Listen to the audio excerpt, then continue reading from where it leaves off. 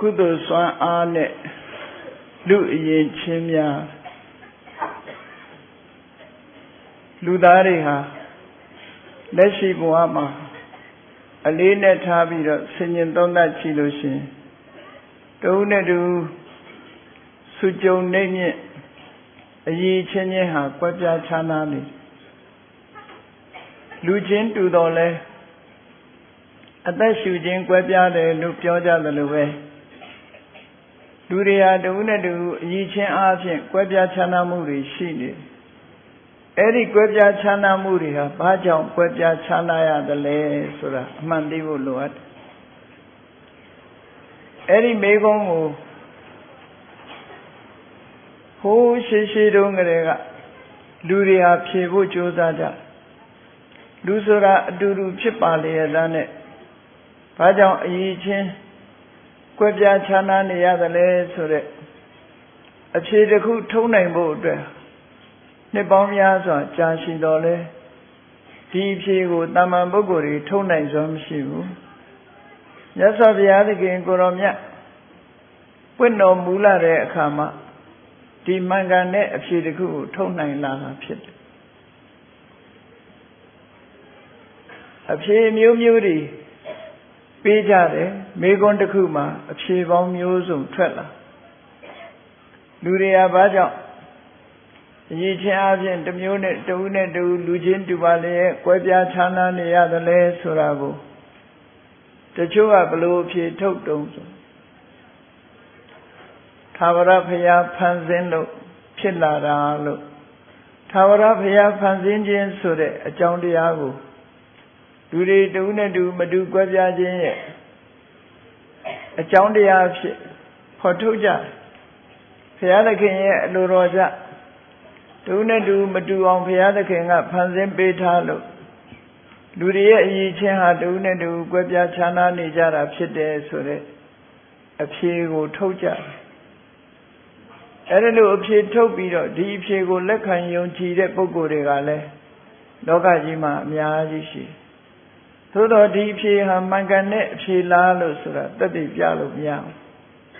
သက်သေပြနိုင်စွာမရှိဘူးဘာလို့သက်သေပြနိုင်စွာမရှိတယ်လဲဆိုရင်ကမ္ဘာလောကကြီးကိုဖန်ဆင်းတယ်ဆိုတဲ့ဖန်ဆင်းရှင်ဟာဘယ်မှာရှိတယ်လဲဖန်ဆင်းတယ်လို့သူကိုယ်တိုင်ပြောတာလားသို့မဟုတ်တူတယောက်ကနေပြောတာလားသို့မဟုတ်လူတွေရဲ့ယုံကြည်မှုတက်တက်လားလို့မေခွန်းထုတ်ဆရာတွေကအများကြီးဖြစ်လာတယ်ပေါ့မေခွန်းထုတ်ဆရာတွေအများကြီးရှိပြီးတော့လူချင်းမတူအောင်ဖန်ဆင်းတယ်ဆိုရင်ဖန်ဆင်းရှင်ပေါ်မှာလဲအပြစ်တင်စရာတွေအများကြီးဖြစ်လာတယောက်ကိုတော့လှအောင်ဖန်ဆင်းတယ်တယောက်ကိုတော့ရုပ်ဆိုးအောင်ဖန်ဆင်းတယ်လူတယောက်ကိုတော့ချမ်းသာအောင်ဖန်ဆင်းပြီးလူတယောက်ကိုတော့ဆင်းရဲမွဲတေအောင်ဖန်ဆင်းတယ်လူတယောက်ကိုတော့ကျမ်းမာအောင်ဖန်ဆင်းပြီးတော့ကျန်တဲ့တယောက်ကိုတော့ယောဂထူပြောအောင်ဖန်ဆင်းတယ်လူတယောက်ကိုအသက်ရှင်အောင်ဖန်ဆင်းတယ်ကျန်တဲ့လူတယောက်ကိုတော့အသက်တူအောင်ဖန်ဆင်းတယ်ဆိုတော့သူ့ရဲ့မမျှတတဲ့လုပ်ရတဲ့အပေါ်မှာသူဟာအပြစ်တင်ခံရခြင်းမှလွတ်မှာမဟုတ်ဘူးဘဝမှာအဆိုးတွေကြုံတွေ့နေကြတဲ့လူတွေဟာရုပ်မှာဆိုးသွမ်းလာတဲ့ဖန်ဆင်းရှင်ကဖန်ဆင်းခြင်းကိုခံရတယ်လို့ဒီလိုအပြစ်တင်ခံရမှာပေါ့ကောင်းစားနေတဲ့ပုဂ္ဂိုလ်တွေကြတော့အေးစိတ်ကောင်းနှလုံးကောင်းရှိတဲ့ဖန်ဆင်းရှင်ကဖန်ဆင်းလို့သူတို့ဟာကောင်းစားနေကြတာပဲလို့ဆိုပြီးဒီဖန်ဆင်းရှင်ဖြစ်တင်ခံရတာနဲ့ချီးမွမ်းခံရတာနှမျိုးကြုံတွေ့နေကြမှာပဲဖြစ်တယ်ပေါ့ဒါကြောင့်မို့ဖန်ဆင်းရှင်ရဲ့ဖန်ဆင်းမှုလို့ဆိုတာဟာတတိတာရကမပြနိုင်တဲ့အပြင်ပြောဆိုပြစ်တင်စရာတွေမြောက်များစွာဖြစ်ပေါ်လာနိုင်တယ်ပေါ့အဲ့ဒီအယူဝါဒဟာခုမှပေါ်လာတဲ့အယူဝါဒမဟုတ်ဘူးအလွန်ပင်ကြာညောင်းလာပြီဖြစ်တဲ့သမိုင်းကြောင်းကြီးလူလောကစတင်လာတဲ့အချိန်လောက်ကစပြီးနှစ်သောင်းပေါင်းများစွာကတည်းကလူတွေယုံကြည်ယူဆလာတဲ့အဖြစ်တစ်ခုသာလည်းဖြစ်တယ်ခဏခေတ်မှာဖန်ဆင်းရှင်ကိုဖန်ဆင်းရှင်ကဖန်ဆင်းလို့လူသားတွေဖြစ်ပေါ်လာတယ်ဆိုတဲ့အယူဆဟာခဏမှပေါ်တဲ့အယူဆမဟုတ်ဘူးနှစ်ပေါင်းမြောက်များစွာက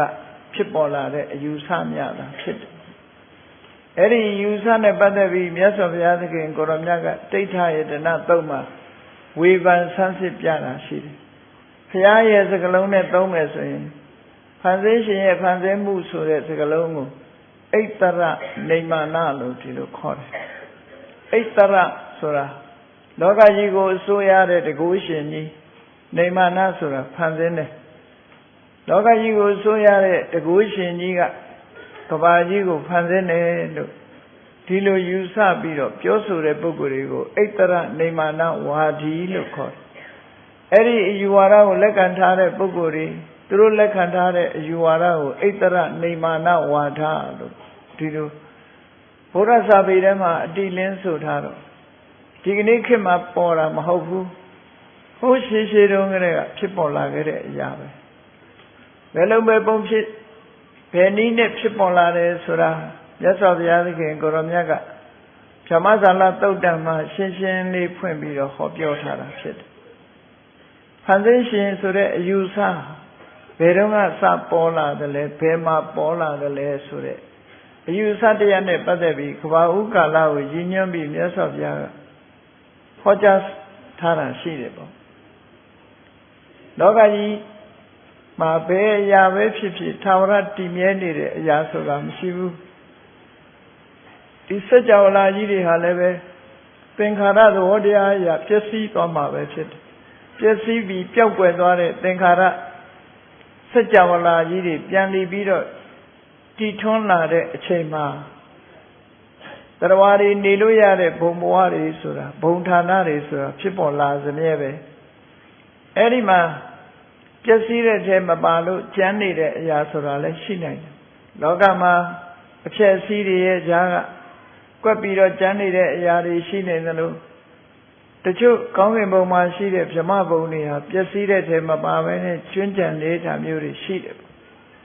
အဲ့ဒီမှာကဘာကြီးပြန်လည်ပြီးတော့ပေါ်ထွန်းလာအချိန်အလွန်ကြာညောင်းမှပေါ်ထွန်းလာတဲ့အခါဗြဟ္မာကြီးတူကသူ့ဘုံဘဝကတက်တန်းစီးလို့ဗြဟ္မာဘုံတစ်ဘုံမှာလာရောက်ပြီးတော့ဖြစ်ပေါ်တယ်နှစ်ပေါင်းဟာကဘာချီပြီးတော့ကြာရှည်လာတဲ့အခါသူ့စိတ်ထဲမှာဘာဖြစ်လာလောကသရဝါဆိုတာတူတဲ့ပြုံမွေးနိုင်တာမဟုတ်ဘူးဒါကြောင့်မို့အဖော်များရောက်လာရင်ကောင်းပါပဲငါတယောက်တည်းမှာကဘာကြီးမှာနေရတော့ငါမှအဖော်ကလေးတယောက်ရောက်လာလို့ရှိရင်ကောင်းပါပဲဆိုတဲ့အဖော်အပေါင်းအသင်းကိုမျှော်လင့်တဲ့စိတ်ဓာတ်ကလေးပေါ်လာတဲ့အချိန်မှာဘွားကနေဆိုပြီးတော့ဘုံဘဝတစ်ခုကနေပြီးသုတိစိတ်ကြပြီးတော့ဗြဟ္မာအဖြစ်မွေးဖွားလာတဲ့တရားပေါ်လာဒါဟာတိုက်ဆိုင်မှုသာဖြစ်တယ်အဲ့ဒီလိုပေါ်လာတဲ့အခါမှာသူ့စိတ်ထဲမှာဘလို့ဖြစ်သွားတော့ဆိုကြည်စမ်းငါလိုချင်လို့ငါဆန္ဒငါကတရားတယောက်ဖြစ်လာရင်ကောင်းမှာပဲလို့သူကြိုးစားပြီးဖန်ဆင်းတာမဟုတ်ဘူးဖြစ်လာရင်ကောင်းမှာပဲလို့အတွေးနဲ့ကိုက်ညီပြီးတော့ဖြစ်လာတာဖြစ်တော့သူ့စိတ်ကတကယ်တော့အော်ငါဆန္ဒပြည့်သွားတယ်လို့သူကဒီလိုပြောရင်တော်သေးတယ်အဲ့ဒါလို့မဟုတ်ဘူးဒီတရားကိုငါဖန်ဆင်းတာဆိုတဲ့အယူဆွဲဟာသူကဖြစ်ပေါ်လာငါဖန်ဆင်းလိုက်တာနဲ့ဖြစ်ပေါ်လာတယ်လို့စိတ်ထဲမှာဆွဲလန်းမှုဖြစ်လာအဲ့တော့အဲ့လိုဆွဲလန်းမှုဖြစ်နေတဲ့အချိန်မှာနောက်ရောက်လာတဲ့ဗြဟ္မာကသူလောက်သက်တမ်းမရှိပဲနဲ့ကံတရားအားလျော်စွာစောစောတည်သွားတဲ့အခါလူပြေရောက်လာပြီးတော့သမထချင်းစဉ်နေကျင့်တဲ့အခါဇံပင်ညင်နေရလို့အတိတ်ကိုသိနိုင်စွမ်းရှိတဲ့ဉာဏ်စွမ်းနဲ့လာခဲ့တဲ့ဘုံဘဝကိုကြည့်လိုက်တဲ့အခါကျတော့သူလာခဲ့တဲ့ဘုံဘဝမှာသူ့ရဲ့အရင်ဖြစ်နေတဲ့ဗြဟ္မာကြီးကရှိနေတော့မယ်သူကဗြဟ္မာကြီးရဲ့နောက်မှာဖြစ်လာပြီးတော့သိဆုံးသွားရအဲ့တော့သူ့စိတ်ထဲမှာဘလို့အတွေးတွေဝင်လာတော့ဆိုဒီဗြဟ္မာကြီးကငားတဲ့အရင်ရှိနေပြီးတော့အခုလည်းပဲသူရှိနေတော့မယ်သူကနေသထာဝရငါတို့ကိုဖန်ဆင်းတာ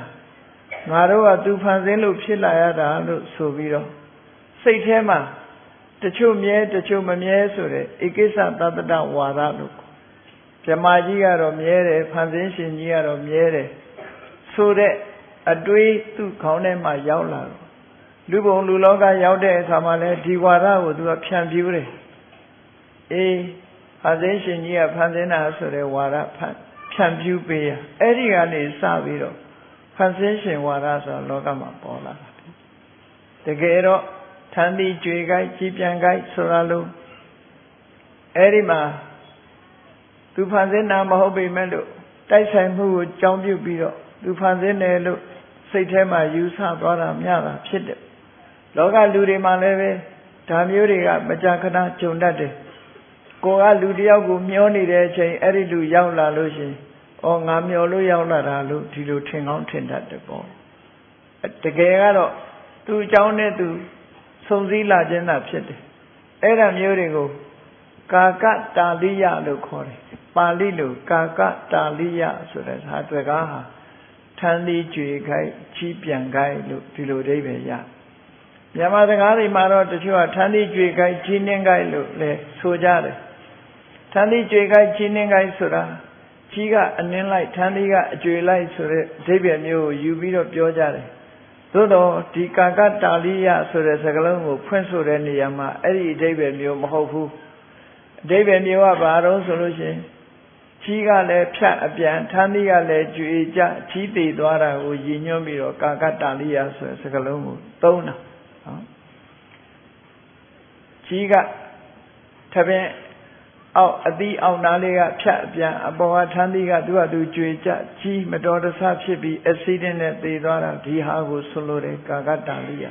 ဒါကဆာလာပေလာစကားပေါ့အရာပြောစကားဆိုလို့ရှိရင်ထမ်းသီးကြွေကြိုက်ကြီးပြန်ကြိုက်တကယ်တော့မတော်တဆဖြစ်တာမျိုးတွေကိုဆိုလိုတယ် accidental လို့ဆိုတဲ့စကားလုံးပဲအဲ့ဒါလို့မတော်တဆဖြစ်တာကနေအယူဆတရားကိုဖြစ်ပေါ်သွားစေတယ်ဒါလည်းမကဘူးလကုကက္ခရဆိုတဲ့စကားလုံးလည်းရှိတယ်ပေါ့လကုကက္ခရဆိုတဲ့စကားလုံးကဘာတော့ဆိုရင်အသားတစ်ချောင်းကိုခြားစားတဲ့အခါမှာအခရာလေးတွေပေါ်လာမြန်မာပြည်မှာတစ်ခါပြောတန်ကြတဲ့စတာဘာဝတွေပေါ်နေတယ်ဆိုတာအမှန်ကတော့သူ့ဘာသူပိုးကောင်လေးတွေကသွားရင်ကနေပြီးတော့သဏ္ဍာန်တူသွားတာမျိုးကိုကြည့်ပြီးစတာဘာဝအခရာပေါ်တယ်ဆိုပြီးတော့ဒီလိုယူဆပြောဆိုနေကြအဲ့ဒီလကုကက္ခရဆိုတဲ့အဓိပ္ပာယ်ကခြားစားတဲ့နေရာကအခရာစလုံးပေါ်နေခြင်းဟာခြားကအခရာစလုံးအဖြစ်ထွင်းတာမဟုတ်ဘူးသူအလင်းတဲ့ရာစားသွားရင်ကနေပြီးတော့လူတွေအမှတ်သားပြုတဲ့စလုံးမျိုးပေါ်နေလို့ဒါထမ်းသီးကြွေကိုက်ကြီးနှင်းကိုက်ကြီးပြန်ကိုက်ဆိုတဲ့အဓိပ္ပာယ်မျိုးပဲမတော်တဆပေါ်လာတယ်ဆိုတဲ့စကားမှာသုံးတာအဲ့ဒါမျိုးလိုပဲအဇာခက်ခဆိုတဲ့စကားလုံးအသုံးတစ်ခုရှိသေးတယ်အဇာခက်ကဆိုတာတန်လျက်ကလွတ်အကြစိတ်ကဖြတ်အသွားဒါကလွတ်အကြစိတ်ကဖြတ်သွားတယ်ဆိုတော့စိတ်လဲပြတ်ပြီးတော့သေရတယ်ဆိုတဲ့ဟာမျိုးလည်းပဲအစာခက်ခလို့ဆိုတဲ့စကားလုံးသုံးထားတာတွေရှိတယ်ပေါ့အဲ့ဒါတွေကစာပေကျမ်းဂန်မှာထင်ရှားရှိတဲ့အသုံးအနှုန်းတွေရဲ့အဓိပ္ပာယ်တွေပဲပေါ့အဲ့ဒီကယူပြီးတော့မြန်မာလူမျိုးတွေပြောတဲ့စကားထဲမှာစကားပုံဖြစ်ရောက်ရှိလာတဲ့အခါကျတော့မိမိတို့ကြားရပြောရင်ကနေပြီးတော့ဒီပြောင်းလဲသွားတဲ့အဓိပ္ပာယ်တွေလည်းရှိတတ်တယ်ဒါကိုပြောကြတာပေါ့ကာလရွေလျောတယ်လို့ချိန်ကြာညောင်းသွားတဲ့အခါအမှန်တရားနဲ့ပထမမူလဆိုးလာတဲ့အဓိပ္ပာယ်တွေဟာတဖြည်းဖြည်းဒီပြောင်းလဲမှုလေးတွေနဲ့ခြုံတတ်တယ်ဒါကသဘာဝပဲပေါ့စကားတော်မှနော်လူရဲ့စကားဟာကိုနာဒီနာရောက်သွားလို့ရှိရင်ကဲအမျိုးမျိုးဖြစ်တတ်သေးတာနော်ဖပြုတ်ကြိုက်တယ်ကနေပြီးတော့တရုပ်ရိုက်တယ်ဆိုတာဖြစ်သွားတာမျိုးလို့ပေါ့ဒီလိုဟာမျိုးပြောင်းလဲသွားတယ်ဆိုတဲ့အဓိပ္ပာယ်တွေကအများကြီးဖြစ်သွားတရေခေတ္တရာခေတ္တုံးကဒီလေဝေမွေ့လို့သကောလွင့်သွားတာကိုနောက်ကဆံပြားနေတဲ့အမျိုးသမီးကငါသကောနဲ့လိုက်ပြီးတော့လွင့်သွားတဲ့နောက်ကလိုက်ပြီးသကောကိုလိုက်ယူတာကိုကြည့်ပြီးတော့သကောစစ်တပ်ကြီးတက်လာတဲ့ဆိုပြီးတော့တရေခေတ္တရာမျိုးပြတ်သွားတယ်ဆိုတာမျိုးလည်းရှိခဲ့ဘူးလေပေါ့နော်အတန်ကြောင့်ထိတ်လန့်တုန်လှုပ်ပြီးတော့ထွက်ပြေးကုန်ကြတယ်ဒါမျိုးတွေဟိုမတော်တဆဖြစ်လာတဲ့အရာတွေလို့ဒီလိုဆိုတာပေါ့အဲ့တော့ကမ္ဘာလောကကြီးအကြောင်းရှာလိုက်တဲ့အခါဘုရားသခင်ဖန်ဆင်းလို့ဆိုတဲ့အကြောင်းဟာ ဟိုးရှေးရှေးတုန်းကဖြစ်ပေါ်လာတဲ့အကြောင်းများတာဖြစ်တယ်အလွန်ရှေးကြတဲ့အယူဝါဒတစ်ခုပဲအဲ့ဒီနောက်မှာတော့တချို့ကလက်ခံအဲ့ဒီအယူဆကိုတချို့ကလက်ခံတချို့ကလက်မခံဘူးဖြစ်လာတဲ့အခါကျလက်မခံတဲ့ပုဂ္ဂိုလ်တွေကဘုရားသခင်ဖန်ဆင်းလို့တကုရှင်ဖန်ဆင်းလို့ဆိုတာမဟုတ်ဘူးသူဖြစ်ခြင်းလို့ဖြစ်လာတာလို့ဆိုတဲ့အဟေတုအပိစ္ဆယဝါဒကိုလက်ခံကျင့်သုံးပြီးတော့အကြောင်းမဲ့ဖြစ်တာလို့ဆိုတဲ့ပုဂ္ဂိုလ်တွေကလည်းအကြောင်းရှာတဲ့နေရာမှာမတွေ့လို့အကြောင်းမဲ့ဆိုတာမျိုးကိုလည်းဒီလိုယူဆလက်ခံကြတာရှိသေးတယ်ပေါ့နောက်တချို့ကြတော့လဲပုပ္ပေကတဟေတုတဲ့ကြိုတင်ပြီးတော့လုပ်ခဲ့လို့ဒီလိုဖြစ်လာလူဖြစ်ဖို့အတွက်ကြိုတင်ပြီးတော့လုပ်ထားတဲ့အကြောင်းပေါ်မှာအမိပြုပြီးတော့ဖြစ်တာသူကလှရမယ်လို့ကြိုတင်စီမံပြီးသားဖြစ်လို့လှတယ်ရုပ်ဆိုးရမယ်လို့ကြိုတင်စီမံထားလို့ရုပ်ဆိုးရတယ်ဆိုတဲ့မသေးချာမရေရာတဲ့အချက်လက်တွေကိုရှေ့တန်းတင်ပြီးတော့ကံတစ်ခုတည်းပဲအကြောင်းဆွဲပြီးတော့တခြားအကြောင်းတရားတွေကိုညှင်းပယ်နေတဲ့ပုပ္ပေကတဟေတုလို့ဆိုတဲ့အစွန်းရောက်ကမ္မဝါဒအဲ့ဒီအစွန်းရောက်ကမ္မဝါဒနဲ့လည်းပဲဖြည့်ရှင်းကြတယ်ပေါ့လူသားတွေဘာကြောင့်တူနဲ့တူမတူကွဲပြားမှုဖြစ်နေကြသလဲဆိုတဲ့အဖြေကိုအမျိုးမျိုးပေးကြတယ်မြတ်စွာဘုရားပွင့်လာတဲ့အခါမြတ်စွာဘုရားကဘာပြောတော့ဘာရှင်းပြတော့ဆိုရင်ကမ္မတက္ကတတ္တာကမ္မံတတ္တိဝိပစ္စတိယတိတံဟိနပဏိတတာယသရဝရရဲ့ကိုယ်ပိုင်နေတဲ့အရာသရဝရရဲ့တဏ္ဍာမှာဖြစ်နေတဲ့မတူတူးကြတဲ့အရာတွေဟာကံတွေပဲဖြစ်တယ်သူတို့ရဲ့လှုပ်ဆောင်ချက်တွေဖြစ်တယ်သူတို့ရဲ့လှုပ်ဆောင်ချက်တွေကနေပြီးတော့သူတို့စုကြုံနေမြင့်တူနဲ့တူမတူကွဲပြားနေအောင်ကံကြမ္မာကပဲဖန်တီးတယ်လို့ဆိုတဲ့အဖြေကိုမြတ်စွာဘုရားရှင်ကိုရောမြတ်ကိုယ်တိုင်ထုတ်ခဲ့တာဖြစ်တယ်ပေါ့ဒီအဖြေကိုဘုရားဘာသာဝင်သူတော်စင်တွေကရရှိထားကြတော့ကံကံရဲ့အကျိုးကိုဉာဏ်တို့ယုံကြည်ကြတဲ့ပုဂ္ဂိုလ်တွေဖြစ်လာလို့ဒီကံတရားကိုအကြောင်းဖြစ်လက်ခံတယ်ဆိုတာဟာလွယ်ကူတဲ့အနေနဲ့လက်ခံကြတာမဟုတ်ဘူးဘုရားဟောထားတဲ့ကမ္မဝါဒီကိရိယာဝါဒီဖြစ်လို့ဒါကိုလက်ခံတမန်အပြင်လောကကြီးမှာကံဆိုတာကိုလက်ခံတဲ့လူမျိုးတွေအများကြီးရှိတယ်ပေါ့အကြောင်းကိုရှာတဲ့အခါမှာဒီလိုဖြစ်တယ်မြတ်စွာဘုရားအကြောင်းရှာတာကမ္မံတတ္တိဝိပစ္စတိလောကမှာရှိတဲ့သရဝါတွေကိုကံကပဲစူကြုံနေမြင့်ဖြစ်အောင်အယီချင်းတွေလူရဲ့အယီချင်းတွေကွဲပြားခြားနားအောင်ကံကြမ္မာကပဲခွဲခြားထားတယ်ကံဆိုဒီမှာမိမိပြုတဲ့ဘယ်သူမပြုမိမိမှုဆိုတဲ့ကိုလုပ်တဲ့အရာတွေကိုယ်တဏ္ဍာမှာဖြစ်တဲ့စေရနာစွမ်းအားတွေပဲလို့ဒီအဖြေကိုမြတ်စွာဘုရားထုတ်ပြီးတော့ပြထားတာဖြစ်တယ်ဒါကြောင့်မို့လို့လောကမှာကံပေါ်မူတည်ပြီးတော့ဖြည့်ရှင်းဆုံးဖြတ်ကြရတဲ့အချက်တွေများစွာရှိတယ်လူတွေလှုပ်ဆောင်ခဲ့တဲ့ကုသိုလ်ကံပဲဖြစ်ဖြစ်အကုသိုလ်ကံပဲဖြစ်ဖြစ်အတိတ်ဘဝကကိုလှုပ်ခဲ့တဲ့ကံကြမ္မာအတိုင်းကံကြမ္မာပုံရိပ်တွေဟာဘဝမှာလာပြီးတော့ပေါ်လွင်လာကြတယ်ပေါ့ကံကြမ္မာပုံရိပ်ရဲ့အမှတ်တစိတ်တွေနဲ့လူလောကမှာလူလာဖြစ်ကြရတဲ့အခါမှာတုံးနဲ့တူစုကြုံနေမြင့်အည်အသွေးတွေဟာကွဲပြားခြားနားပြီးတော့ဖြစ်သည့်အတွက်ကံကြမ္မာလို့ဆိုလိုက်တဲ့ဖြင့်ဒီအကြောင်းတရားကိုကံကြမ္မာလို့ရှာဖွေထောက်ပြခြင်းအပြင်အပြစ်တင်เสียဘယ်သူမှမရှိဘူးကိုယ့်ကိုယ်ပဲအပြစ်တင်ရမယ့်အနေအထားမျိုးရောက်သွားတယ်ဘုရားသခင်ဆိုတာတကုရှင်ဆိုတာကိုလည်းသွားအပြစ်တင်เสียမရှိတော့ဘူးဘယ်သူမပြုမိမိမှုဆိုတဲ့အယူဆအတိုင်းပဲကိုလုပ်ခဲ့တာတွေကိုရတယ်အင်တာမကိုစိုက်ပြိုးလို့တီးလာတဲ့တီးနှံဟာကိုရတယ်လို့ပဲကိုလုပ်တာကိုရတယ်ဆိုတဲ့ဒီကမ္ဘာရဲ့နိယမသဘောတရားအတိုင်းပဲလူတွေဟာကံတရားရဲ့ပုံရိပ်တွေကထင်ရှားလာတယ်ဆိုတာမြတ်စွာဘုရားရဲ့အဆုံးအမရရှိလာတဲ့အခါမှာခြေခြေပြတ်ပြတ်လက်ခံလာကြပြီလက်ခံလာကြတာဖြစ်တယ်ဒါဖြင့်ကံကြမ္မာပုံရိပ်နဲ့ကံကြမ္မာရဲ့ဖော်ဆောင်မှုကြောင့်ပုံရိပ်အမျိုးမျိုးဖြစ်တယ်လို့ဆိုတဲ့ဒီယူဆလက်ခံတာနဲ့သာဝရဘုရားသခင်ဖန်ဆင်းတယ်ဆိုတာရဲ့ အစွန်းရောက်ကာမဝါဒဆိုတဲ့အကြောင်းတရားရဲ့အကြောင်းမဲ့ဖြစ်တယ်ဆိုတာတွေရဲ့ဒီလိုအကြောင်းရှာပြတဲ့အခါဘာအများထူးခြားနိုင်တယ်လဲမေးမယ်ဆိုလို့ရှိရင်အကယ်၍သာလောကလူသားတွေဟာဒီဘုရားသခင်ဖန်ဆင်းလို့ဖြစ်ရတယ်လို့ဆိုတဲ့အယူအဆကိုယုံကြည်ပြီးတော့လက်ခံထားမယ်ဆိုလို့ရှိရင်ဒီလူဟာလူညံ့မယ်ဖြစ်သွား။ဘာဖြစ်လို့လဲ။ငါလုံနေလို့လဲအပူပဲဘုရားသခင်ကအလိုတော်ရှိမှငါလှမှာကိုယ့်ကိုကြိုးစားမှုဆိုတဲ့ကိုယ့်ကိုလှခြင်းနဲ့ဆန္ဒဆိုတာလဲအဓိပ္ပာယ်မရှိဘူး။လှအောင်ကြိုးစားမှုဆိုတာလဲအဓိပ္ပာယ်မရှိတော့ဘူး။လုံလဝိရိယဆိုတာလဲတန်ဖိုးမရှိတော့ဘူး။မိမိကိုယ်တိုင်ရဲ့စိတ်ဆွမ်းအားတွေမှာရှိတဲ့ပညာဆိုတာလဲအဓိပ္ပာယ်မရှိတော့ဘူး။ဘာကြောင့်လဲဘုရားအလိုတော်လေဘုရားလူတော်တိုင်းဖြစ်ရမှာဆိုတော့ကိုယ်ပိုင်နဲ့ဆုံးဖြတ်နိုင်ခွင့်မရှိတဲ့အရာတစ်ခုဘယ်သူကဆုံးဖြတ်လို့ရမှာတော့ဒီအဓိပ္ပာယ်မျိုးတွေရောက်သွားတယ်အကြောင်းမဲ့ဖြစ်တယ်ဆိုလို့ရှိရင်လေဒီပုဂ္ဂိုလ်ဟာသူ့ဟာသူဖြစ်နေတာပဲဆိုပြီးတော့လှုပ်ချင်ရလှုပ်မဲ့ပုဂ္ဂိုလ်မျိုးဖြစ်သွားတယ်လောကလူသားတွေလှုပ်ချင်ရလှုပ်တယ်ဆိုတာလှုပ်ချင်တာဘာများတယ်လဲဆိုရင်မကောင်းတာပဲလှုပ်ချင်တာများတယ်လေအဲ့တော့မကောင်းတာတွေပဲလှုပ်ပြီးတော့ဆိုးကျိုးတွေပို့ပြီးတော့များလာစရာအကြောင်းရှိအဲ့ဒါကြောင့်မို့လို့သာဝရဘုရားသခင်ဖန်ဆင်းလို့ဆိုတဲ့အကြောင်းတရားကိုလက်ခံရင်လေ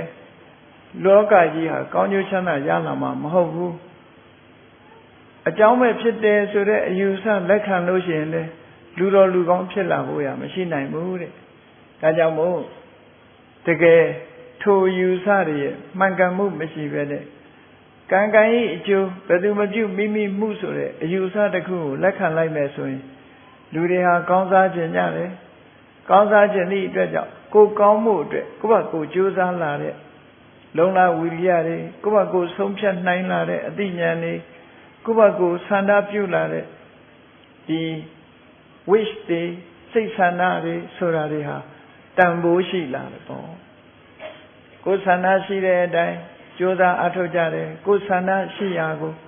အသိဉာဏ်နဲ့စဉ်းစားပြီးတော့လုပ်ကြတယ်ဆိုလူတွေရဲ့တန်ဖိုးဟာတက်လာတယ်လို့ပြောအနည်းဆိုရင်လူတွေရဲ့တန်ဖိုးဟာကျဆင်းသွားတယ်အေးအလေးနဲ့စဉ်းစားကြည့်ပေါ့အလေးနဲ့စဉ်းစားကြည့်လို့ရှိရင်အဲ့ဒီအဖြစ်မျိုးထွက်လာမှာဖြစ်တယ်ကံကံဤအကျိုးကိုယုံကြည်ခြင်းဟာကြည့်လေမြတ်စွာဘုရားသခင်ကိုရောမြတ်ဟောထားတဲ့စကားလုံးနဲ့ပြောမယ်ဆိုလို့ရှိရင်ကမ္မတကတတ္တာတရားတွေဟာကံတာလင်ကိုယ်ပိုင်ဥစ္စာရှိတယ်ကိုလှုပ်တာကိုယ်နဲ့သက်ဆိုင်လို့ပြောတာကမ္မထာယတာကံပေးတဲ့အမွေကိုပဲခံယူကြရကမ္မဗန္ဓုကမ္မပဋိတ္တရဏကံတာလင်ဆွေမျိုး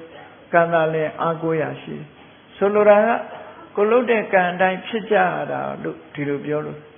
ယံကမ္မံကရိတန္တိကလျာဏံဝါပါပကံဝါတတ္တကမ္မတထာယထာဘဝိတံကောင်းတာလှုပ်လို့ဆိုတာလှုပ်လို့ဘာပဲလှုပ်လို့ကောင်းမွေဆိုးမွေဟူသည်များဟာလှုပ်သူပဲခံစားရမှာပဲဖြစ်တယ်ဆိုတဲ့အယူဆတစ်ခုဟာလူတော်လူကောင်းဖြစ်ဖို့အတွက်ဥတည်ထားတဲ့အယူဆတစ်ခုဘာဖြစ်လို့တော့လူတော်လူကောင်းဖြစ်ဖို့အတွက်သူ့ကိုယ်သူပြုပြင်သွားဖို့အတွက်လမ်းဖွင့်ပေးလိုက်တယ်လို့ဖြစ်တယ်အေးမကောင်းတာလုပ်ရင်မကောင်းတာဖြစ်လိမ့်မယ်ဆိုတဲ့အသိဟာမကောင်းတာရှောင်ဖို့အတွက်ဖြစ်ပေါ်လာခြင်းရှောင်နိုင်တာမရှောင်နိုင်တာသူ့အလုပ်နော်အတွေးဟာမကောင်းတာလုပ်ရင်မကောင်းတာဖြစ်တယ်ဆိုတဲ့ဒီသဘောတရားကိုလက်ခံယုံကြည်လို့ရှိရင်လူတွေဟာမကောင်းတာလုပ်မှာမဟုတ်ဘူးဘာလို့လဲဆိုကောင်းကျင်တာကိုကောင်းစားကျင်တာဆိုတော့လူတိုင်းဟာမေ့ကြည့်ချမ်းသာခြင်းလို့လုပ်ကြတာကောင်းစားခြင်းလို့လုပ်ကြတာဒါဖြင့်ကောင်းကျင်တယ်ဆိုလို့ရှိရင်ကောင်းတာကိုလုပ်ရမယ်ဆိုတဲ့အယူဆရှိတဲ့ပုဂ္ဂိုလ်တွေဟာကောင်းတာပဲလုပ်ကြမယ်မကောင်းတာကိုရှောင်ကြမယ်ဆိုလူတော်လူကောင်းဖြစ်ဖို့အတွက်လမ်းပွင့်သွားတယ်ဒီအယူဆတစ်ခုဒါကြောင့်မို့မြတ်စွာဘုရားဟောကြားတဲ့အတိုင်းလူတော်လူကောင်းဖြစ်ဖို့အတွက်ကမ္မဝါဒီကိရိယာဝါဒီလို့ခေါ်တဲ့ကံတာလင်အမိကံတာလင်အဖဆိုတာမျိုးကိုလှုပ်တဲ့ကံတွေကိုယ်သာလင်ခံစားရတယ်ဆိုတဲ့ဒီယုံကြည်ချက်ဟာလူတော်လူကောင်းဖြစ်ပြီးတော့ကောင်းမြတ်တဲ့လုပ်ငန်းတွေကိုလုပ်ဖို့အတွက်များစွာဖော်ဆောင်မှုအတွက် တွန်းအားတစ်ခုဖြစ်ပေါ်လာစေတယ်ပေါ့မှန်လဲမှန်တယ်တွန်းအားလည်းဖြစ်ပေါ်လာလို့လောကကြီးမှာလူတော်လူကောင်းတွေဖြစ်ပေါ်လာနိုင်တယ်ဒီလိုဆိုဒါကြောင့်မို့ဒီနေရာမှာအကုသိုလ်စွမ်းအားတွေကလူကိုနှိမ့်ချသွားစေသလိုကုသိုလ်စွမ်းအားတွေကလည်းလူကိုမြင့်မားစေ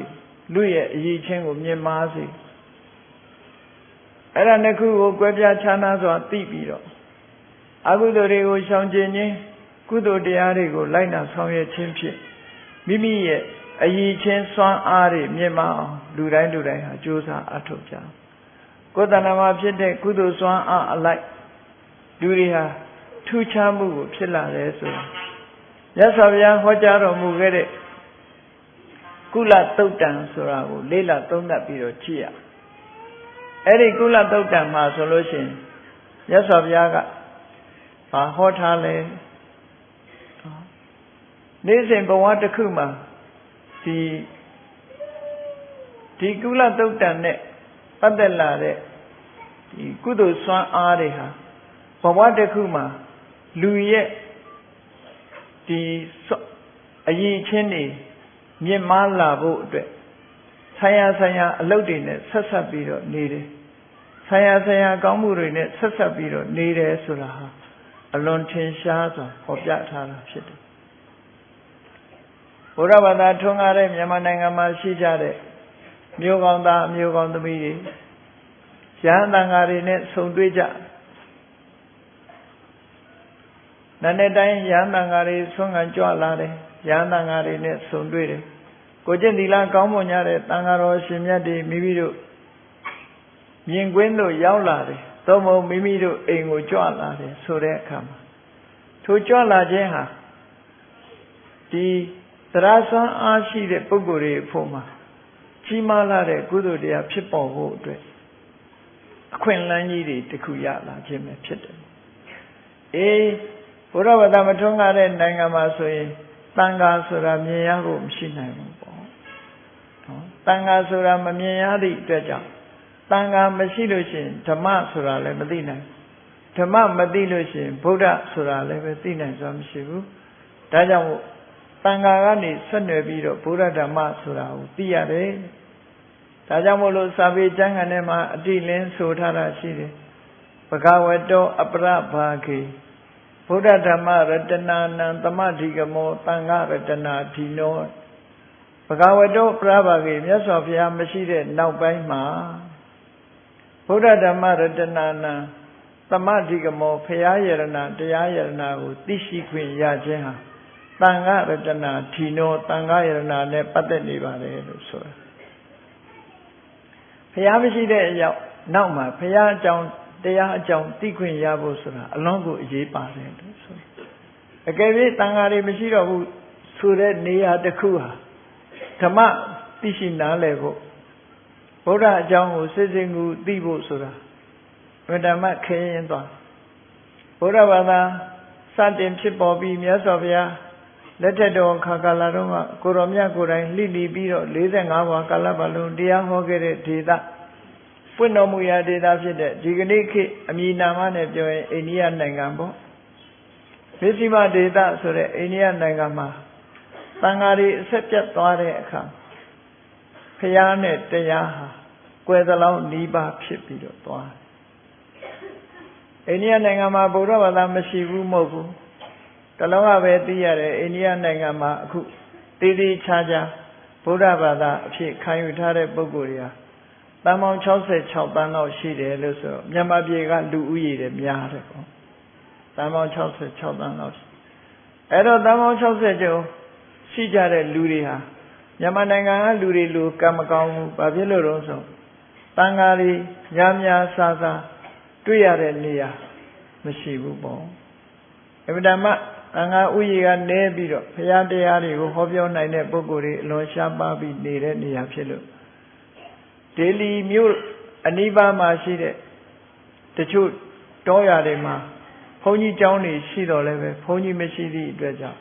အဲ့ဒီရွာသူရွာသားတွေဟာဗုဒ္ဓဘာသာဖြစ်တော်လဲရောင်နာနဲ့ဟိုဟာကိုးကွယ်ရမလို့ဒီဟာကိုးကွယ်ရမလို့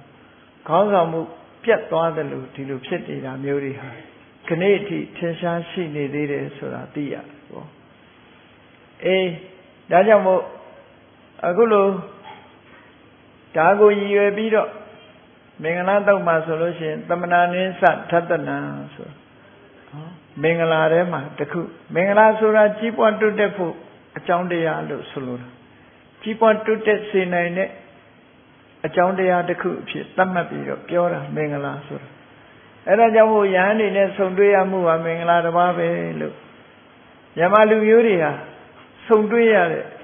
မင်္ဂလာနဲ့ဂျုံတွေ့နေရတော့လေလူတိုင်းဟာကောင်းကျိုးချမ်းသာတွေဖြစ်ပေါ်စေသလားဆိုတော့သူတို့ရဲ့စိတ်နေသဘောထားတွေပေါ်မှာမူတည်တယ်ပေါ့စိတ်နေသဘောထားတွေပေါ်မှာမူတည်ပြီးတော့ကုသိုလ်ဖြစ်တဲ့ပုဂ္ဂိုလ်ရှိတယ်လို့အကုသိုလ်ဖြစ်တဲ့ပုဂ္ဂိုလ်လည်းရှိနိုင်တယ်ပေါ့နော်ကုသိုလ်ဖြစ်တဲ့ပုဂ္ဂိုလ်တွေရဲ့ဒီကုသိုလ်စွမ်းအားတွေဟာဘဝခရီးကိုရှောင်လန်းကြတဲ့အခါမှာဘယ်လိုထူးခြားတဲ့အရည်အသွေးတွေကိုဖြစ်ပေါ်စေနိုင်တယ်လဲဆိုတာကုလသုတ်တံမှာမြတ်စွာဘုရားကရှင်းလင်းဟောကြားထားတာဖြစ်တယ်ကိုယ်အိမ်ကိုယဟန်တန်ဃာတွေကြွလာလို့စိတ်ထဲမှာယဟန်တန်ဃာတွေတန်းစီပြီးတော့ကြွလာတာပဲဖြစ်စေစိတ်ကြည်နူးပွေရာမြင်ကွင်းတစ်ခုတန်ဃာတွေနဲ့ပတ်သက်ပြီးတော့မြင်လိုက်ရတယ်ကိုယ်အိမ်ကြွလာလို့စိတ်ထဲမှာကြည်နူးတယ်တရားစိတ်တွေပေါ်လာပြီးစိတ်ကြည်နူးတယ်ဆိုတာဖြစ်တယ်။ဒါနဲ့သောသောအချိန်ကာလမှာတန်ဃာတန်းကြီးဆွမ်းခံမှုကြွလာပြီးကိုယ်အိမ်ရှိရောက်လာပြီးဆိုရင်စိတ်ထဲမှာကြည်နူးမှုတွေဖြစ်လာ။အဲ့ဒီကြည်နူးမှုဆိုတဲ့ကုသိုလ်စွမ်းအားကဘယ်ထိအောင်အကျိုးပေးနိုင်တယ်လဲလို့ဆိုရင်မြတ်စွာဘုရားကတက္ကသံဝတ္တနိကပฏิပဒါကုသိုလ်တဲ့နတ်ပြည်ကိုရောက်စေနိုင်တဲ့ကုသိုလ်မျိုးကိုအဲ့ဒီအချိန်မှာလုပ်နေတာလို့ဒီလိုသတ်မှတ်တယ်မြတ်စွာဘုရားစိတ်ထဲမှာကြည်နူးယုံလေးနဲ့ဆိုပါစို့တန်ဃာတွေမဟုတ်ပါဘူးမြန်မာနိုင်ငံအနှံ့ပြသွားတဲ့အခါဘုရားပထိုးတွေကြီးညိုဝေရမြင်ရင်စိတ်ထဲမှာကြည်နူးသွားရွှေကုံဘုရားကြီးဖူးလိုက်ရင်စိတ်ထဲမှာကြည်နူးသွားနော်ကြိုက်ထီးဘုရားဖူးရလို့စိတ်ထဲမှာကြည်နူးသွားစကိုင်းတောင်ရောက်လို့စကိုင်းကဘုရားတွေဖူးလိုက်ရလို့စိတ်ထဲမှာကြည်နူးသွားရင်အဲ့ဒီကြည်နူးမှုဆိုတဲ့ကုသိုလ်ဟာတက္ခသံဝတ္တနိကပฏิပဒါအဲ့ဒီကုသိုလ်စွမ်းအားကလူကိုနတ်ပြည်ကိုရောက်စေနိုင်တဲ့စွမ်းအားရှိတယ်လောကမှာဒီလိုစိတ်ထဲမှာကြည်နူးယုံလေးနဲ့ပဲနတ်ပြည်ကိုဖြစ်စေနိုင်တဲ့မျိုးစေ့တွေဟာသူ့မှာရရှိသွားတယ်တမန်အားဖြင့်အမှတ်တမဲ့နေလို့ရှိရင်ဒီကုသိုလ်ကဘာမှတန်ဖိုးမရှိဘူးလို့ထင်ကောင်းထင်လိမ့်မယ်သို့မဟုတ်တန်ဖိုးမရှိဘူးလို့မြင်ကောင်းမြင်လိမ့်မယ်သို့တော့အဲ့ဒီကုသိုလ်နဲ့နတ်ပြည်ရောက်သွားတဲ့ပုဂ္ဂိုလ်တွေများစွာရှိခဲ့တယ်ပေါ့စိတ်ကြည်နူးမှုလေးနဲ့တင်ပဲကုသိုလ်တွေရသွားတာစိတ်ကြည်နူးနေလို့နတ်ပြည်ရောက်သွားတယ်ဆိုတာလူသားတယောက်ကိုမဆိုထားပြီတိရစ္ဆာန်တစ်ကောင်ဒီပင်နဲ့မြတ်စွာဘုရားနဲ့ပတ်သက်ပြီးတော့ကြည်နူးမှုရသွားတယ်ဖားလေးတစ်ကောင်ကပဲမြတ်စွာဘုရားအတန်တော်ပေါ်မှာစိတ်ကြည်နူးနေတဲ့အချိန်လေးသိသွားလို့နတ်ပြည်ရောက်သွားသေးတာအဲ့တော့ဒီစိတ်ကြည်နူးမှုဆိုတဲ့ကုသိုလ်စွမ်းအားဟာနတ်ပြည်ဆိုတဲ့ကောင်းရာသူတိကိုရောက်သွားနိုင်တယ်အဲ့တော့တချို့ကလည်းမေးကြတယ်နတ်ပြည်ဆိုတာရှိသလားလို့မေးကြမျက်စိနဲ့တော့မြင်နိုင်စွာမရှိဘူးသို့တော့ကောင်းကျိုးချမ်းသာတွေရဲ့ကံတရားတွေရှိနေသည့်အတွက်ကြောင့်ကံတရားရဲ့အကျိုးပေးရပုံဆိုတာရှိကိုရှိရမယ်နော်ကံတရားရဲ့အကျိုးပေးရပုံရှိတယ်မြတ်စွာဘုရားကနတ်ရှိတယ်မရှိဘူးနတ်ရှိတယ်လို့ဟောတာဟာဒီတိုင်းတမ္မာအပြင်ဟောတာမဟုတ်ဘူးဒေဝစက္ခုပညာဖြင့်ကြည့်ပြီးတော့လောကကြီးတစ်ခုလုံးကိုတယ်လီဗီရှင်းကမှန်ပြင်ပေါ်မှာဆွဲဆုလိုက်တယ်လို့စัจ java လာမှာရှိသမျှတွေအကုန်လုံးမြတ်စွာဘုရားရဲ့ဉာဏ်တော်ထဲမှာအကုန်ပေါ်လာပြီးတော့ဒီလူတွေနဲ့မတူတဲ့သတ္တဝါတွေများစွာရှိတယ်ဆိုတာဟာမြတ်စွာဘုရားကိုယ်တိုင်ဟောကြားခဲ့တာဖြစ်တယ်ပေါ့ဒီလိုဟောကြားနိုင်တဲ့စွမ်းရည်တတ္တိရှိတဲ့ပုဂ္ဂိုလ်ဟာအထင်အမြင်တွေကိုပြောတာမဟုတ်ဘူးသူကိုယ်တိုင်မျက်စိနဲ့တွေ့မြင်ရနတ်ရှိတယ်ဆိုတာတင်သိယုံနေမကဘူးဒီနတ်တွေဟာဘာလုပ်ခဲ့လို့ဒီနတ်ဘုံရောက်တယ်ဆိုတာလည်းသိတယ် ဘယ်တော့သေဆုံးကြမယ်ဆိုတာလည်းသိတယ်ဒီကနေဘယ်ပုံရောက်မယ်ဆိုတာလည်းသိတယ်မြတ်စွာဘုရားမှာသိစရာရှိသမျှကျွမ်းကျင်မရှိအောင်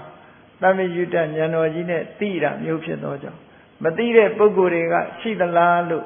မေးတာမျိုးတွေဟာကိုမြင်ရတဲ့ပဂတိမျက်စိလေးနဲ့ကြည့်ပြီးတော့ပြောလို့ကတော့ဘာမှမဖြစ်နိုင်ဘူးပေါ့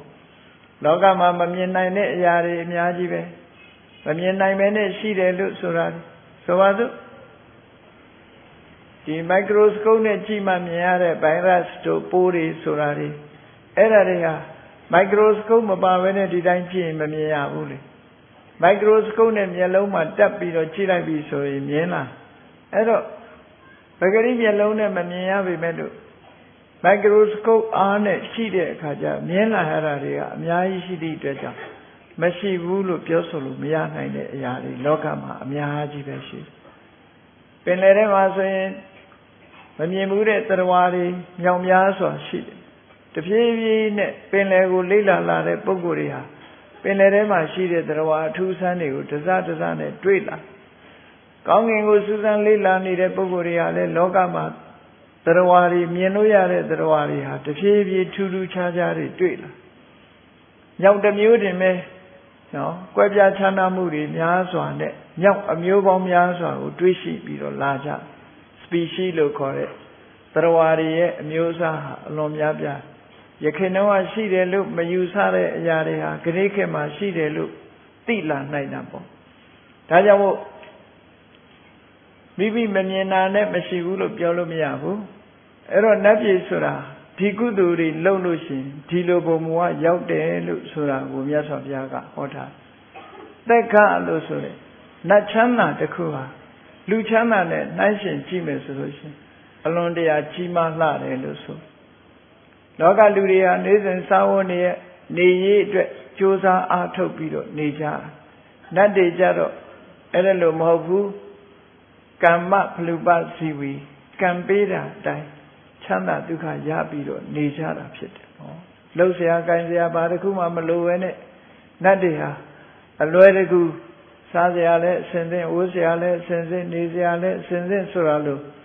ချမ်းသာဒုက္ခလုံးဝပြည့်စုံပြီးတော့ကံကဖန်တီးထားတဲ့အတိုင်း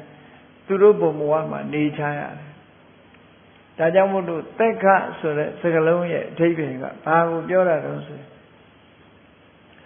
လူတွေရဲ့မျက်စိမြင်ကွင်းထဲမှာကြည့်လိုက်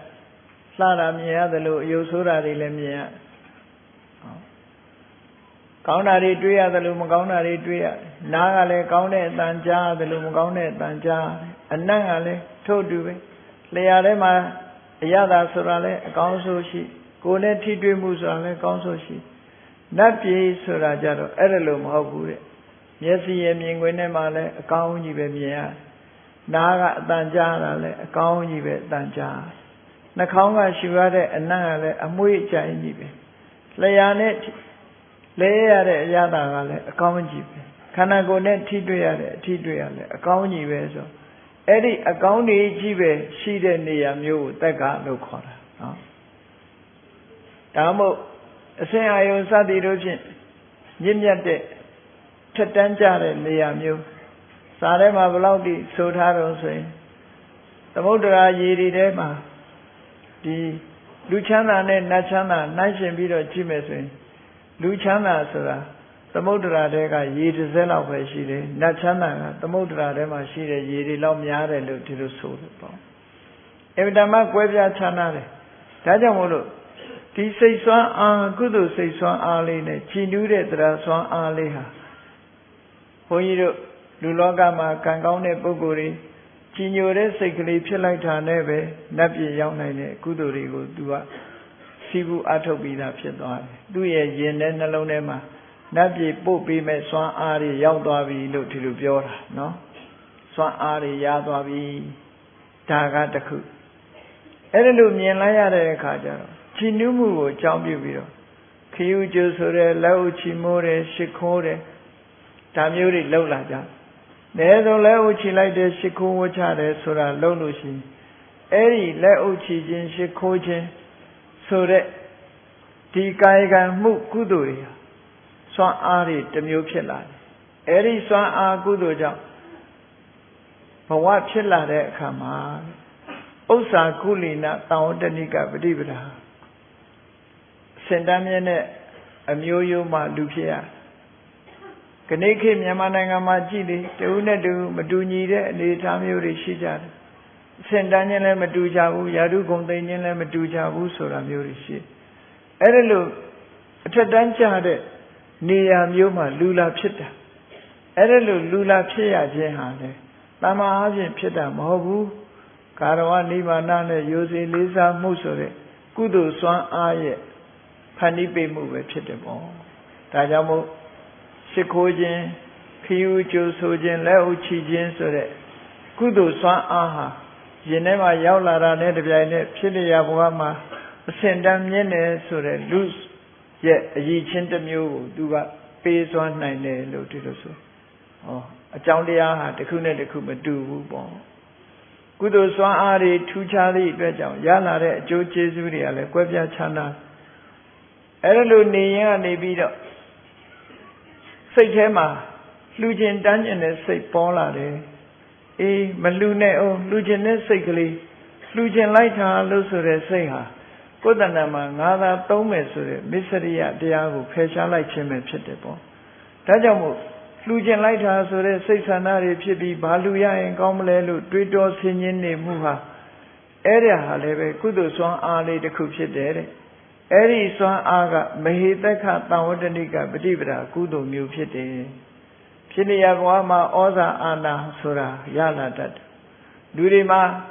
Oza Ne Ana Sura Shidade Yarushidu Anashi Vimelu Tuzigaru Naton Lure say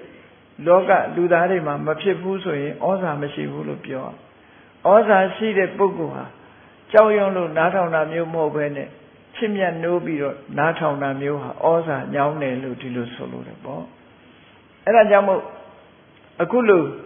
Lujine say Miseria de Yao Peshade Saytema Miseria Diago, Donna Pesha like the Kudu Swan Alia, Chilia Wama, Swandego, Oza Ana Chide Sure, Ani Tamu, Chiposi, Tino Suna, no? The Kudu Swan Ala, Tilo Judia, Chiposi. Eri Nama, Mimiro Shidamia, flew like me, down like me, go Shida, go flew like the solution. Eri Mimi Alu to Pisidiku, Alugan Bogo, let him yaut like an edible, Tanam Yautwavi. Eri Tanam Yautware, Lumu Damusole, Solomuha. Eri Solomu Kudolia. Mahaboga, Taodaniga, Libra, Kudolu Kore. Pilia Wama Side, Oza Joa, Chana Jensore. Luye, Swan, Luye. A ye three the coup, Chiposi. A Lujin to be met. The Chubogoria, Bawama, the Sawani, Kaka Jinja Nijane Bogori, Sam Weti Muri, inside the Yare, the Nilo Denisa, Wanwa Yomya, Yare, Bogo Muri, Shidalo. The gay Chana Jenwabiro, Domago, Pyomago, Pinny, Bogo Muri, she. Eri Lu Pipo Nijenha, Kanjama, Jounsore, Diga, Jounet Yomesun. Kudoga, let Joe, Conyo Chanari, Yanija. E the Katayanja, Duriga, Soraka, Deta. To have Madealo, Siva Osari, do det Havaro, a bit in that. Madeara Nina Siva Shalu Yana Lavalo, Piome, E, Mabiona Mula, Piona. Todo, Senaji, Luwa Yaula de Kama, the Te in Lula Pite Bogo Jaro, Badugani Lolule. No, where a Ludapia Tajaro, Badua Pola. Naga Ludaria, Sanare a dom with a bogoshi, Sere a dom with a bogoshi. Through Goran Yuche la Lalu, Mesia, Leshi. Loga Ludeha, Kukan Aliosa, Yoshi Dwajara Pitable. Ludai my Yeche Green Shimes, Chanare a Mejumapo. Sere a nebe Willene, Dego de Veroma Mamoemu, Tine, Gane, a Momave, Techamamo. Todo, Erelu Yuche, Penguin Mishivu, Kanjamaye, Sompiache, Dime. Maybe Lokera, Goyara, Pidi Dredger. The Chobogori, Jaro, Chana, Jaware, Muyu Matwabi, or Lupia de Suraha. ခုနလိုမတရားစီးပွားရှာလို့ရတာမျိုးနဲ့မဆိုင်ဘူးတဲ့ဒါနကောင်းမှုဆိုတာရှိတယ်အဲ့ဒါမျိုးကိုမဟာဘောဂသံဝတ္တနိကပฏิပဒါကုသိုလ်လို့ဒီလိုဆိုလိုတာပေါ့ဒါမို့လူရဲ့အစဉ်တန်းနေအည်သွေးတွေဟာအခုလိုကွဲပြားခြားနားမှုဖြစ်ပေါ်သွားစေတာကုသိုလ်စွမ်းအားကနေကွဲပြားခြားနားမှုဖြစ်စေနောက်တစ်ခုယန္တန်ဃာတွေနဲ့တွေ့လို့လှူတဲ့တန်းတယ်ဆိုတဲ့နောက်မှာဘာတစ်ခုဖြစ်ပေါ်လာနိုင်သေးတယ်လဲဆိုရင်တချို့ပုဂ္ဂိုလ်တွေကယန္တန်ဃာတွေနဲ့တွေ့တဲ့အခါမှာသိလို့တဲ့မေးခွန်းလေးတွေမေးကြတယ်တချို့ပုဂ္ဂိုလ်တွေကတရားဓမ္မနာယူကြတယ်ကြည်တရားပွဲကြီးတွေလုပ်ပြီးတရားနာတယ်တရားနာတယ်ဆိုတာပညာဘောဓုတရှာဖွေခြင်းတစ်မျိုးပဲဖြစ်တယ်ပေါ့တရားနာခြင်းဖြင့်အသိဉာဏ်တွေတိုးလာတယ်အဲ့ဒါလို့တရားနာနေတာဟာတမန်အားဖြင့်ပြောမယ်ဆိုရင်လူတွေကကုသိုလ်လို့သိမပြောမထင်ကြဘူးတရားပွဲသွားအောင်မယ်တရားနာအောင်မယ်ပဲဒီလိုပဲပြောကြအဲ့ဒီတရားနာခြင်းရဲ့အကျိုးကျေးဇူးဟာမြတ်စွာဘုရားကမဟာပညာသံဝတ္တနိကပฏิပဒါကုသိုလ်တဲ့ဖြစ်လျက်ဘဝမှာပညာကျွယ်ခြင်းပညာကြီးမားခြင်းဆိုတဲ့အကျိုးကျေးဇူးကိုရစေတယ်ဒီဘဝမှာတရားနာလို့အသိရတာကတစ်မျိုးတန်တရားမှာဒီကုသိုလ်ကြောင့်အကျိုးပေးလို့ရှိရင်မဟာပညာကြီးမားတဲ့ပညာရှိတယ်ရှင်သာရိပုတ္တရာတို့လိုပညာထက်မြက်တဲ့ပုဂ္ဂိုလ်ပညာဆိုဒီမှာအင်တာမထူးခြားတဲ့အည်သွေးတစ်မျိုးပဲပညာဆိုတာမြည်သည့်ပြဿနာမျိုးမြည်သည့်မေခွန်းမျိုးတက်လာခေါင်းထဲမှာဖြတ်ခနဲ့ပေါ်လာပြီးတော့ဖြေเสียရတာပညာရဲ့စွမ်းအားဆိုတာအလွန်ကြီးမားတယ်ပေါ့ပညာမရှိဘူးဆိုခေါင်းကုပ်ပြီးတော့စဉ်းစားလဲပေါ်လာမှာမဟုတ်ဘူးအဖြစ်ပညာရှိတဲ့ပုဂ္ဂိုလ်ကခေါင်းကုပ်เสียတောင်မလိုဘူးသူ့ဘာသူအလိုလျောက်ဉာဏ်ဤဉာဏ်သွေးဟာထက်မြက်လာတဦးနဲ့တဦးပညာအည်ချင်းချင်းမတူကြခြင်းဟာအခုလိုအတိတ်ဘဝတုန်းကပညာတိုးတက်ဖို့ရာအတွက်လုပ်ခဲ့တာနဲ့မလုပ်ခဲ့တာပေါ်မှာမူတည်ပြီးတော့ဖြစ်တယ်ဖြစ်လျက်ဘဝမှာအသိပညာကျွယ်ဝပြီးတော့ပညာကြီးမားခြင်းနဲ့ဆိုလို့ရှိရင်တရားနာခြင်းဆိုတာလုပ်ရမယ်မေကုံမေးခြင်းဆိုတာမျိုးတွေကိုလုပ်ရမယ်ဒီသုတ်တံအယဓမ္မံသုဏတိတဲ့တရားကိုနာမယ်ဆိုလို့ရှိရင်မဟာပညာသံဝတ္တနိကပฏิပဒါကုသိုလ်ကိုစီးပူးအထုတ်နေခြင်းပဲဖြစ်တယ်လို့ဟောမြတ်စွာဘုရားကကုသိုလ်စွမ်းအားတွေနဲ့လူတွေရဲ့အည်အသွေးတွေအခုလိုကွဲပြားခြားနားသွားတာဘယ်သူကကွဲပြားခြားနားအောင်လုပ်လိုက်တာတော့ဆိုကုသိုလ်စွမ်းအားကလုပ်တယ်လို့ဆိုတာကိုအင်္ဂုတ္တရနိကေကုလသုတ်တံမှာမြတ်စွာဘုရားကအတိအလင်းဟောကြားထားတာဖြစ်တယ်ဒါကိုအမှတ်တမဲ့မနေပဲနဲ့တို့လုံနေတဲ့ကုသိုလ်ကောင်းမှုတွေတချို့ကအလှကြီးတန်းကြီးပေးမှကုသိုလ်လုပ်တယ်လို့ထင်နေတာနော်အလှကြီးတန်းကြီးပေးမှကုသိုလ်လုပ်တာမဟုတ်ဘူးကုသိုလ်ဖြစ်မှုတွေဟာကြည့်တန်ဃာတွေကိုမြင်ပြီးဖြစ်စေဘုရားပထုကိုမြင်ပြီးဖြစ်စေစိတ်ထဲမှာကြည်နူးမှုတွေဟာနတ်ပြည်ရောက်နိုင်တဲ့ကုသိုလ်မျိုးဖြစ်တယ်လို့ဒီလိုဟောတယ်နော်လက်အုပ်ချီလိုက်မယ်ရှ िख ိုးလိုက်မယ်ဘုရားပထုတွေလက်အုပ်ချီမယ်မြင်လိုက်တာနဲ့လက်အုပ်ချီလိုက်တာခီးဥကျိုဆိုမယ်ရှ िख ိုးဝါချမယ်ဆိုလို့ရှိရင်ဥစ္စာကုလိနာသံဝတ္တနိကပฏิပဒါမြင့်မြတ်တဲ့အမျိုးကိုရောက်ရှိသွားနိုင်တယ်လှူကျင်လိုက်တာတန်းကျင်လိုက်တာဆိုလှူကျင်တဲ့စိတ်ကိုမွေးမြူခြင်းဟာမစ္စရိယဆိုတဲ့ငါသာသုံးမယ်ဆိုတဲ့ဒီယုံညံ့တဲ့အတွေ့တစ်ခုကိုဖယ်ရှားလိုက်တာဖြစ်သောကြောင့်မဟေတက္ခသံဝတ္တနိကပฏิပဒါဩဇာအာဏာကြီးမားတယ်ပေါ့ဘဝမှာဖြစ်လို့ရှိရင်ခေါင်းဆောင်ဖြစ်တယ်ပေါ့အလုသမားတွေဖြစ်ရင်လည်းအလုသမားခေါင်းဆောင်ပေါ့ဩဇာရှိတယ်နော်သူ့အဆင့်နဲ့သူခေါင်းဆောင်ပဲနေရာမှာရတယ်လို့ဒီလိုဆိုတယ်နောက်တစ်ခုကမိမိရှိတဲ့အတိုင်း